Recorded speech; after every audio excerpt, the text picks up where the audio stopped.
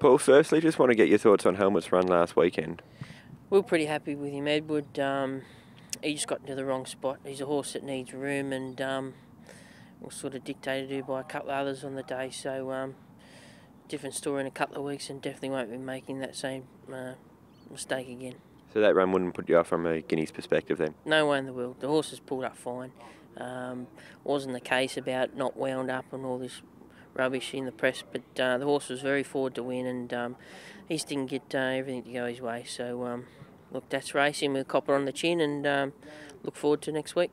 Looking ahead to this Saturday, start off on the Blue Diamond where you've got two runners. Let's start off with Rosambo second to General Ripper and the Colts and Geldings Prelude. Yeah, you'd have to say he was pretty unlucky. Got held up at a vital stage, and when he got clear running, he really hit the line well. So honestly thought the 1200 would suit him as this weekend presents it. So he comes into 12 with the emergencies out, which I don't think is a bad thing. He's a horse that gets back in his races anyway. So and he really hits the line well. He's in good order, train on well. Is this his grand final, or could he head to a race like the Sires or off to Sydney after Saturday? There's a big chance he could get to the Sires.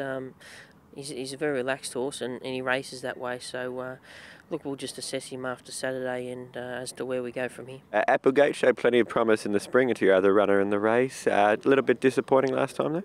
She got knocked down heavily at the start and just put her out of play. So she's a filly that races up on the speed. Drawn one, she has to begin well to really get into a gear and hopefully just find less travel than what she did first up, and I'm sure she's going to be in the finish.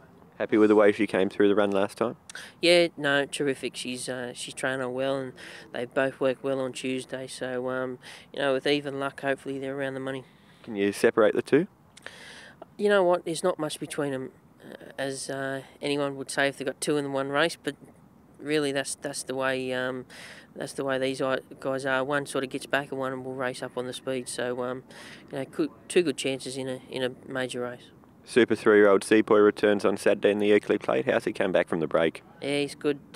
He's had plenty of work for this, and we really wouldn't be running the horse if we didn't think he could win. So I think that says enough in that, and I really do think he'll run very well. And this is a race you've targeted for quite some time too. Well, it's one to springboard him off to Dubai in, and we've said before he's a horse that needs regular racing.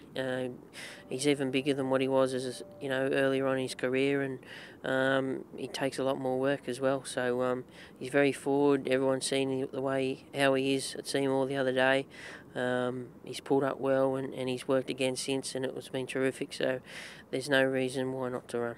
Does history concern you as far as no 3-year-old has carried 58 kilos to win? It does, but this is a completely different year. I think it's obviously Black Caviar's thrown a big spanner in the works, and Haylist, and they've taken different avenues to their races, which has just left a big hole between the better ones and maybe the up and comings and the rest of them. So that's hence the fact that's why he's got the 58. He's earned it. He's 4-time Group 1 winner.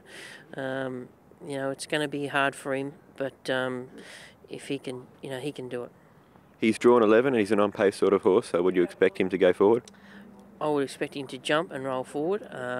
There's horses inside and outside him from the draw that do the same, so it's not hell-bent on leading, but he's going to be in the first half a dozen anyway.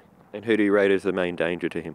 Obviously, Bellspring is the one that's got all the wraps on the horse, and he has been winning well. Big respect for Jason Warren as a trainer. He's got the horse flying. As a runner at Caulfield's Grass Cup, a good run last time. Decent run, adding the blinkers to her on Saturday.